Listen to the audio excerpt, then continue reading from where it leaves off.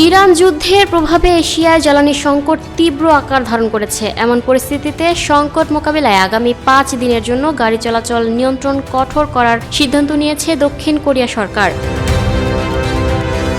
আজ বুধবার 25শে মার্চ থেকে এই সিদ্ধান্ত কার্যকর হচ্ছে। সাধারণ নাগরিক ও বেসরকারি প্রতিষ্ঠানগুলোকেও স্বেচ্ছায় এই সাশ্রয় অভিযানে অংশ নিয়ে জাতীয় সংকটে পাশে দাঁড়ানোর অনুরোধ জানিয়েছে কর্তৃপক্ষ। সরকারের হিসাব অনুযায়ী এর মাধ্যমে প্রতিদিন প্রায় 3000 ব্যারেল পেট্রোলিয়াম সাশ্রয় হতে পারে।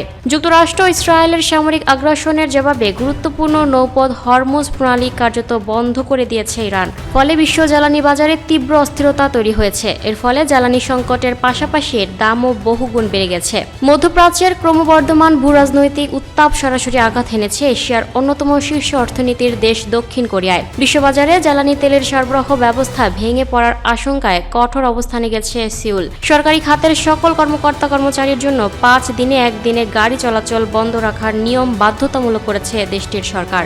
গত মঙ্গলবার 24শে মার্চ রাজধানী সিউলে অনুষ্ঠিত মন্ত্রিসভার বৈঠকে জলবায়ু, জ্বালানি ও পরিবেশ মন্ত্রী কিম সং হোয়ান এই সিদ্ধান্ত ঘোষণা করেন। আজ বুধবার রাত 12টা থেকে দেশ জুড়ে এই সিদ্ধান্ত কার্যকর হচ্ছে। বৈশ্বিক জ্বালানি সরবরাহের ওপর ক্রমবর্ধমান চাপের প্রেক্ষিতে দেশের জ্বালানি নিরাপত্তা বর্তমানে চরম হুমকির মুখে রয়েছে। এই সংকট মোকাবিলায় সরকার সরকারি খাত থেকেই কঠোর জ্বালানি সাশ্রয়ী নীতি বাস্তবায়নের সিদ্ধান্ত নিয়েছে।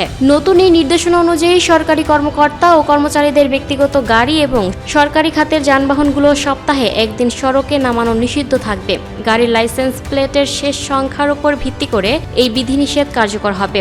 তবে নিয়ম না মানলে রয়েছে কঠোর শাস্তির বিধান। গর্ভবতী নারী, নবজাতক সন্তান রয়েছে এমন অভিভাবক, প্রতিবন্ধী ব্যক্তি এবং ইলেকট্রিক ও হাইড্রোজেন চালিত যানবাহন এই নিয়মের বাইরে থাকবে।